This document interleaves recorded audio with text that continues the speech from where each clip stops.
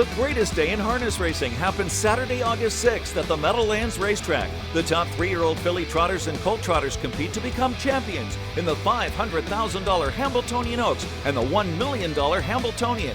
Fans can enjoy the commemorative hat giveaway, live music by the Craig Saylor Project, carnival rides and games, food trucks, and much more. Doors open at 10 a.m. First race is 12 noon. Details at Hamiltonian.com.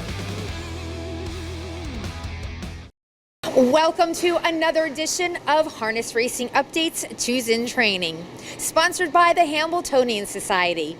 I'm Heather Vitale. From 2014 Rising Star of the Year to 2020 Trainer of the Year, Nancy Takter has become a major force to be reckoned with on the Grand Circuit. And at the yearling sales, she's also making a huge impact. Nancy already has 2 Horse of the Year trophies. So is she training a youngster now that could become number 3? Well, we visited her at the Takter Barn in New Jersey in this edition of Two's in Training.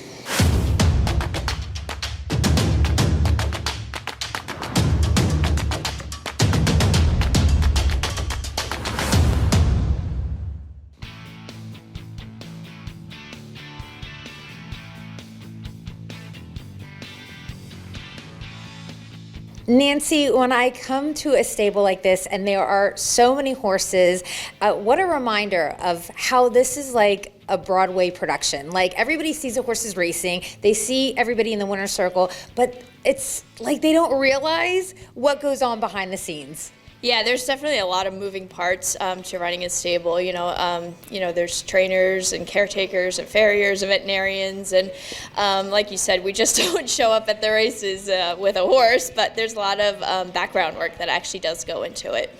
Oh, one other thing is, a lot of people don't realize how much money we put into the economy. You have a lot of people working here. Yeah, I think I have like 20 people on my payroll, so we're definitely a big staff, and I'm lucky and fortunate that I have a good staff, and that I've been able to staff my barn, because I know a lot of people have had trouble staffing recently, and I think part of that is probably the lack of exposure that our sport gets, because it's really a great sport, and I think if more people knew about it, I think more people would be inclined to choose this as a profession.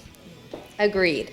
Okay, so numbers. Nancy's numbers. How many total? And then with the babies, how many babies? So we have 65 horses and 37 babies. Okay, and we've got a lot to get through. We've got 10 babies we're going to talk about, but I want to kick things off with talking about 2 of your established racehorses, if you will. So we've got Sophie Queen. She's 3 now. Last year as a 2-year-old, she trotted in 51 and 2. Yeah, she's super talented filly. She's super fast. She just loved the Red Mile. She really turned her corner when she came down there last year, and she raced really well. I actually did think she was going to race better than she did in the Mohawk Million. Unfortunately, she ran in the first turn, but she drew bad and kind of got herself in a bad spot in the first turn. So, unfortunately, that didn't work out, but she definitely has the raw speed and the ability that's needed to perform well this year. And talking about speed, okay, so a 1-800. He's 4 now. That horse is so fast. He comes home like a rocket. You know what? I always say this. He's the fastest horse I think that's in training. He raced last Saturday and paced his back half of 52 and 1 with 25 and 2 last quarter. So he has this amazing speed, and his gait is absolutely just flawless. Unfortunately, though, he does suffer from stomach ulcers, which really bother him. So it's going to be my job this year, I think, is probably going to be to manage him a little bit better and make sure that he's physically healthier so he can perform all season. But I mean, last year we saw him win in 48 flat with 25 at the end of it. So he's just a fast horse. Okay, now the babies. First of all, we want to mention the #1 buyer at Lexington this year. This girl right here, almost $3 million spent. Obviously, it's great to have that backing, but a lot of trust in you from the owners. Yeah, I'm very fortunate. I have some of the greatest owners in the sport that, they know what they like. They like to, obtain what they like, and that makes my job easier. Obviously, to be able to bid on horses with that kind of backing is definitely something that everybody dreams about. But, they're looking for good horses. A lot of my owners are breeders, so, they'll go heavily on trotting and pacing mares or fillies that could be brood mares in the future.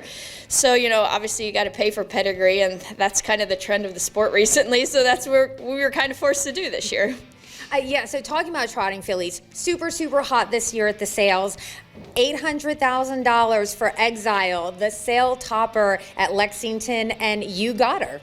Yeah, she was a beautiful filly. Unfortunately, I didn't buy a lot of Walners last year or the year before, and it ended up hurting me a little bit because I only had one in the barn. So, we wanted to go a little bit more aggressively in that area, and I trained Alter, who's Exile's Muscle Hill sister, last year, and I just knew Alter had great speed. She was a very fast filly. So Exile checked all the boxes, so she got her. She was one of those that checked the boxes, and you had to pay for the pedigree. Yeah, with Exile, I remember us talking last year, and you're like, yeah, she seems like the real deal, and she made your list, so you still think that? Yeah, she's super nice filly. She's very professional. She likes her work. She trots absolutely beautifully. So, it's going to be a matter of staying healthy and sound, which it is with all the babies, obviously. But so far, so good. I'm very happy with her. Well, you mentioned Walner, and now we're going to talk about another trotting filly that is a Walner also, and that's Wall to Wall. Yeah, Wall to Wall was purchased from Lindy Farms in Lexington. She's a beautiful filly, very leggy, tall filly. She's interesting. She's kind of one of those fad fillies because she's got French, on her mom's side and Walner on her dad's side. So she's very trendy, and she covers ground absolutely beautifully. I'm very, very happy with her. Now we're going to move on to a couple of homebreds. Sticking with the fillies, we've got Grande.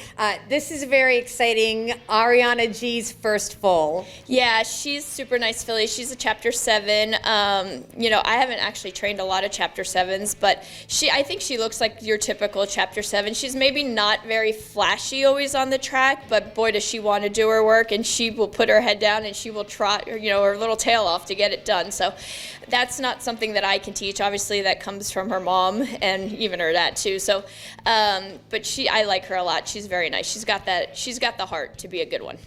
And again, we're going to stay with the homebreds with Marvin Katz and Al Lobfeld. Now, this is Miss Whitney, and she's actually has a relationship with Ariana G. Yeah, she's a Walner sister to Ariana G, and all the time.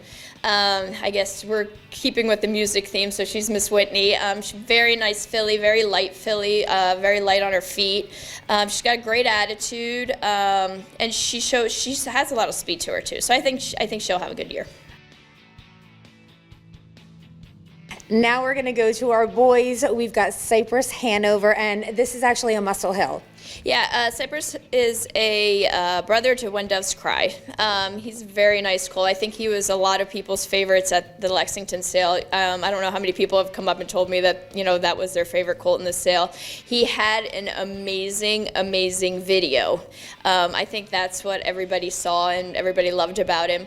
I know my dad was looking at videos one day in Lexington, and I came to the barn, and he's like, I saw the horse that you need to make sure that you have in your barn next year. He's like, he has an unbelievable video. And luckily, his video transferred to the track, and he's very nice on the track as well. He did have a few chips taken out of his left hind ankle, which, they were bothering him a little bit, so he had to kind of get over the surgery part of that, but he's made up a ton of ground, and he's super nice right now. I'm very happy with him. Okay, now Pacers. We've got 5 Pacers as well. We're going to kick it off with a couple that you got in Ohio, down by the seasides. First, Down by the Banks. Let's check him out. Yeah, so Down by the Banks is actually the horse that I went to the Ohio sale to buy. I've never gone to the Ohio sale before, and I had actually seen her at Diamond Creek when I went to go look at their yearlings that they were selling at the Lexington sale, and I just loved her. And obviously Down by the Seaside had a very good season last year, and my dad trained the dam of Down by the Banks, getting ready to roll when I actually worked for him back in the day. So I knew the mare had a lot of speed. She hadn't really had anything that was great on the track, but I loved Down by the Banks, physically. So I was like, I better go to Ohio and buy this horse. And I almost didn't go because I had to go to Canada, and it was just like a lot of logistics. And I'm like, no, you need to go buy this filly. So I went and I got her. So that was good. But she's super. She's got the greatest attitude. She just wants to be a racehorse. So not only did you end up with a filly, but you also got a down by the seaside colt and some marching from Ohio. Yeah, so when I was at the sale, obviously I wasn't just going to go and not look at other horses while I was there. So Ant's Marching caught my eye. He's from the same maternal family as Tall Dark Stranger, so obviously, that was a selling point on his part. But he is absolutely a lovely colt too. Great attitude. Just shows up on the track every day with, if you're ever going to have a bad day, he's one you want to go out on the track with because he's always happy. So hopefully, that transfers into his racing season, but so far so good. I love that. I love a happy horse. Oh, he's so happy. All right, now Christchurch. This is really exciting. So this is the first foal by Darling on the Beach, and I mean, you can't paint her. She's a millionairess. I mean, how psyched are you about this? Well, Darling on the Beach is probably one of my favorite horses that I ever trained. So, obviously her first foal and him being an Always Be Mickey makes him even more special. Christchurch, he's very odd because he looks like the perfect combination. If you were going to morph Always Be Mickey and Darling on the Beach into one horse, you would get Christchurch, which doesn't always happen when people try to breed horses. But this horse is, he's been amazing. They said he was amazing from the first day he's been born, and he's been amazing since the first day he stepped into my barn. So my job with him is really just don't mess him up.